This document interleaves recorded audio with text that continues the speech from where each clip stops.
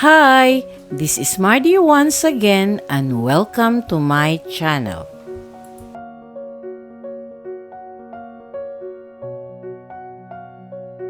Hello mga kaistorya! Welcome back to At Home with Mardy, ang inyong tahanan ng mga kwento tungkol sa mga klasikong pelikulang Pilipino, kasaysayan at mga tunay na pangyayaring nagbigay ng malaking impluensya sa ating kultura.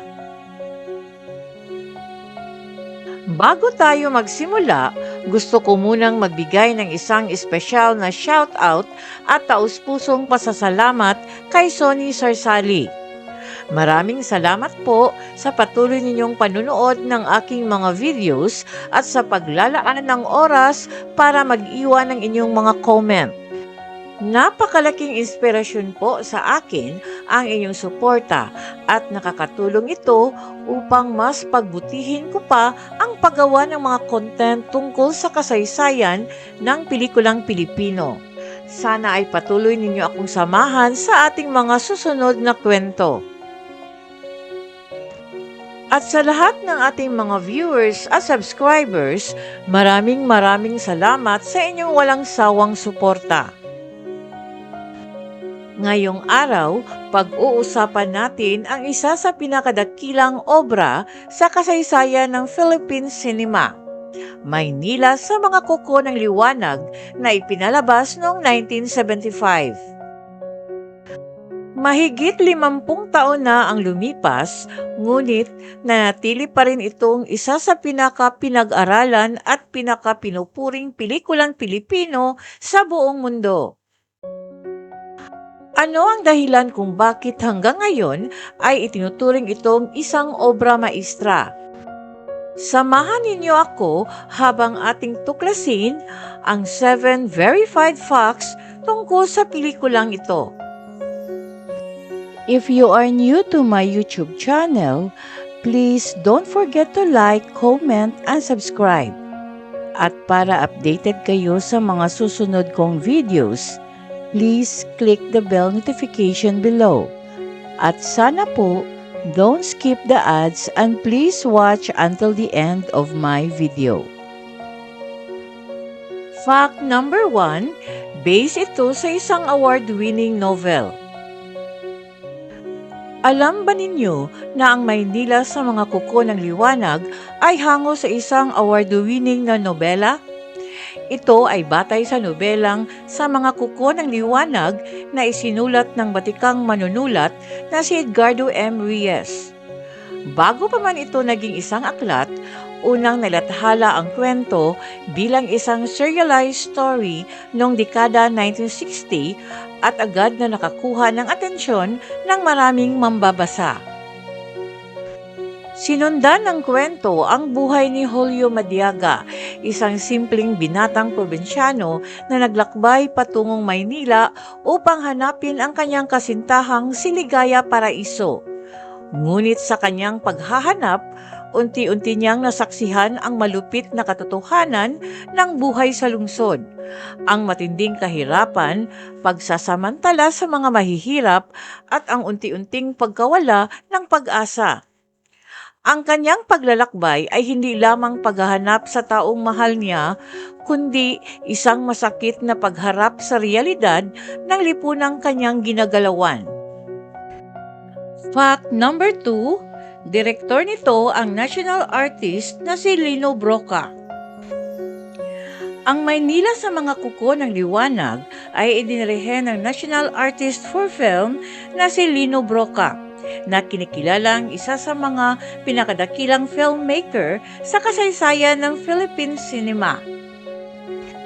Sa buong karera niya, naging tanyag si Lino Brocka sa paglikha ng mga pelikulang matapang na tumatakay sa tunay na kalagayan ng lipunang Pilipino. Sa halip na magbigay lamang ng aliwan, ginamit niya ang pelikula bilang isang makapangyarihang kasangkapan upang ipakita ang mga isyong kinaharap ng mga ordinaryong mamamayan. Kabilang ang kahirapan, kawalan ng katarungan at pagsasamantala. Dahil sa kanyang natatanging pananaw at husay sa pagkukwento, nakilala si Lino Brocka hindi lamang sa Pilipinas, kundi maging sa mga prestiyosong international film festivals, kung saan ang kanyang mga obra ay patuloy na kinikilala bilang ilan sa pinakamahalagang pelikula sa kasaysayan ng world cinema. Fact number 3, bida rito si Rafael Bembol Rocco Jr. The role in Manila sa Mga Kuko ng Liwanag was played by Rafael Bembol Rocco Jr. na gumanap bilang Julio Madiaga, isang simpleng binatang probinsyano na nagtungo sa Maynila upang hanapin ang kanyang nawawalang kasintahan. Noong ipinalabas ang pelikula, hindi pa si Bembol Rocco isang malaking superstar. Ngunit dahil sa kanyang kangahangang pagganap, naging turning point ito sa kanyang karera at kinilala siya bilang isa sa pinakamahusay na aktor ng kanyang henerasyon. Ang kanyang natural, emosyonal at makatotohanang pag-arte ang nagbigay buhay sa karakter ni Julio Madiaga. Dahil dito, mas naramdaman ng mga manunood ang kanyang mga paghihirap, pag-asa at sakit. Hanggang ngayon, ang kanyang performance ay inuturing pa rin bilang isa sa pinaka-memorable at pinakakilalang pagganap sa kasaysayan ng Philippine cinema. Fact number 4, maraming eksena ang kinunan sa totoong lansangan ng Maynila. One of the most remarkable aspects of Maynila sa Kuko ng Liwanag is extensive use of real locations across Manila. Instead of relying solely on studio sets, Director Lino Brocka chose to film many scenes on the actual streets of the city, giving the movie an authentic and immersive feel. Habang pinapanood ang pelikula, makikita ang tunay na mukha ng Maynila noong dekada 70. Ang mga construction workers na abala sa trabaho, mga sidewalk vendors na naghahanap buhay, mga jeepney na bumabaybay sa mga kalsada, at ang mga lumang gusali na naging bahagi ng araw-araw na buhay ng mga tao. Because of this realistic approach, Maynila sa Kuko ng Liwanag became more than just a compelling drama. It also serves as a valuable historical record, preserving the sights, atmosphere, and the social realities of Manila during one of the most significant periods in Philippine history. Fact number 5, kinilala ito sa buong mundo. Maynila sa Mga Kuko ng Liwanag is not only regarded as one of the greatest films in Philippine cinema, it also earned recognition on the international stage. Matapos itong ipalabas, naipakita rin ang pelikula sa iba't ibang prestigious international film festivals, na ipinakilala ang husay ng Filipino filmmaking sa mga manonood sa buong mundo. Maraming foreign critics ang nagpuri sa matapang na direksyon ni Lino Brocka, sa napakagandang cinematography at sa tapat at makatotohanang paglalarawan ng urban poverty and social injustice. Sa halip na gawing romantiko ang buhay sa lungsod, ipinakita ng pelikula ang tunay na hirap at realidad na kinakaharap ng maraming ordinaryong Pilipino. Kaya naging makapangyarihan at relatable ang mensahe nito sa iba't ibang bansa. Because of its lasting artistic and cultural impact, Maynila sa Mga Kuko ng Liwanag continues to be recognized as one of the greatest Filipino films ever made. Hanggang ngayon, regular pa rin itong kabilang sa mga listahan ng the greatest Asian films at best Filipino films of all time. Isang patunay na impluwensya nito ay umaabot far beyond the Philippines. Fact number 6, nirestore ang pelikula upang mapanatili ito para sa susunod na henerasyon. As the years passed, the original film negatives of Maynila sa Mga Kuko ng Liwanag gradually deteriorated, placing one of the Philippines' greatest cinematic masterpieces at risk of being lost to time.